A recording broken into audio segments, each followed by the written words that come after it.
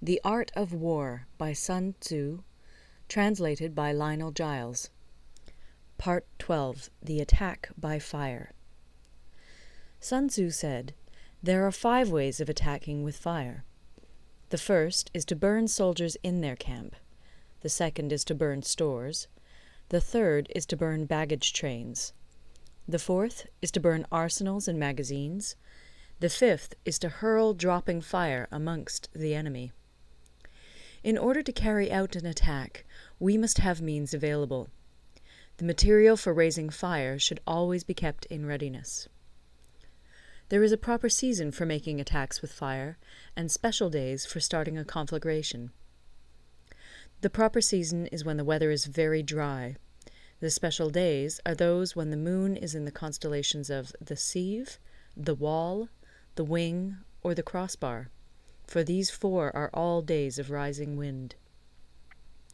In attacking with fire, one should be prepared to meet 5 possible developments. 1. When fire breaks out inside to enemy's camp, respond at once with an attack from without. 2. If there is an outbreak of fire, but the enemy's soldiers remain quiet, bide your time and do not attack.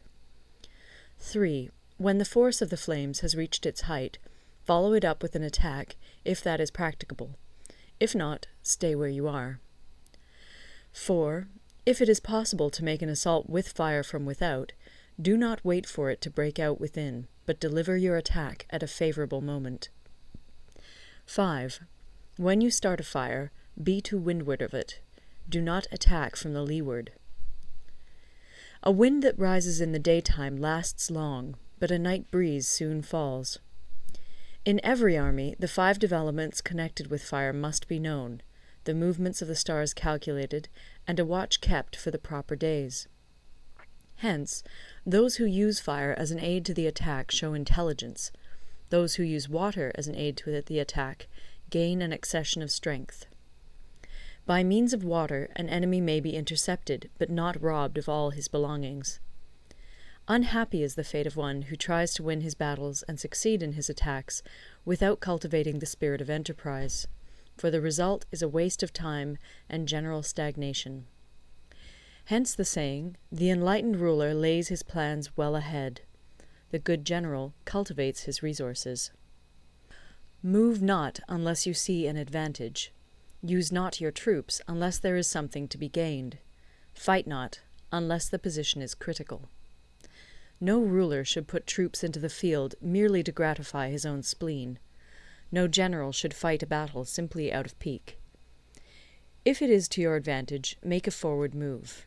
If not, stay where you are. Anger may in time change to gladness. Vexation may be succeeded by content.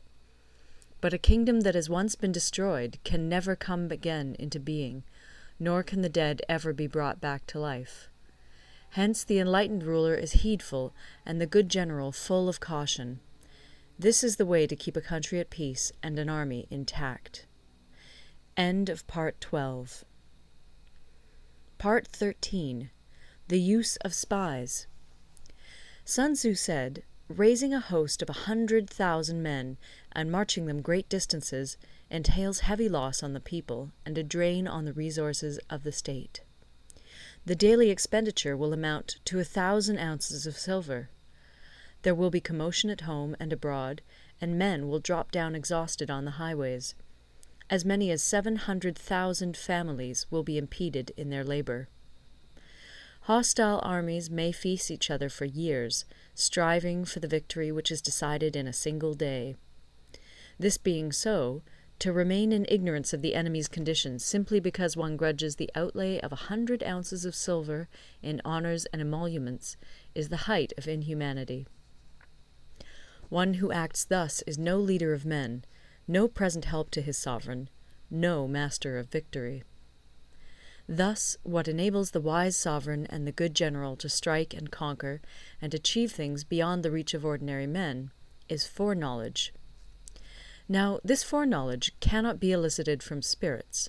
It cannot be obtained inductively from experience, nor by any deductive calculation. Knowledge of the enemy's dispositions can only be obtained from other men. Hence the use of spies, of whom there are 5 classes: 1. Local spies, 2. Inward spies, 3. Converted spies, 4. Doomed spies, 5. Surviving spies. When these 5 kinds of spy are all at work, none can discover the secret system. This is called divine manipulation of the threads. It is the sovereign's most precious faculty.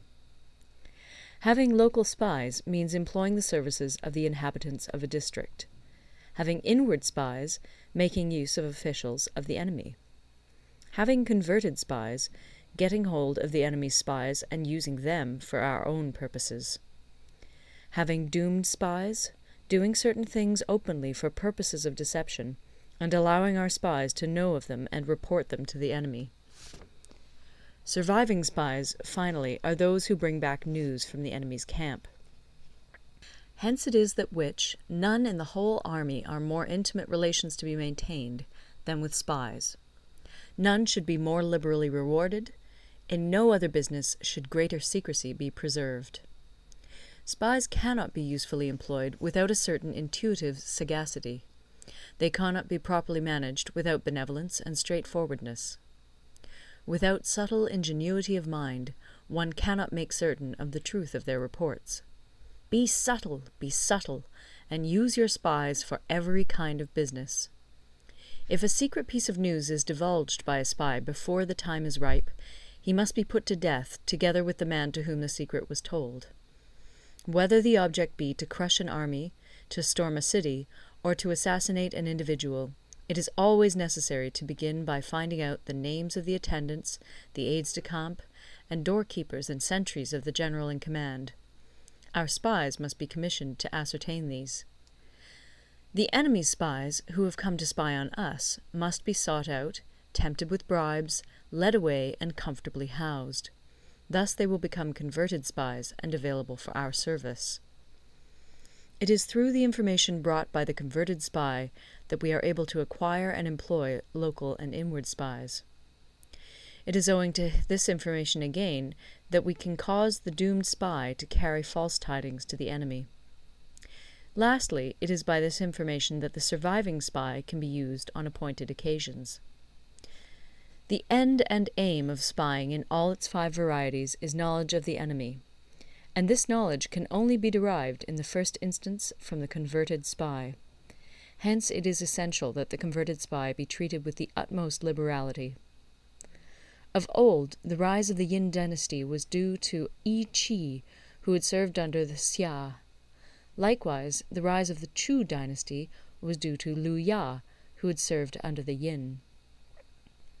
Hence it is only the enlightened ruler and the wise general who will use the highest intelligence of the army for purposes of spying, and thereby they achieve great results. Spies are a most important element in water, because on them depends an army's ability to move. End of The Art of War.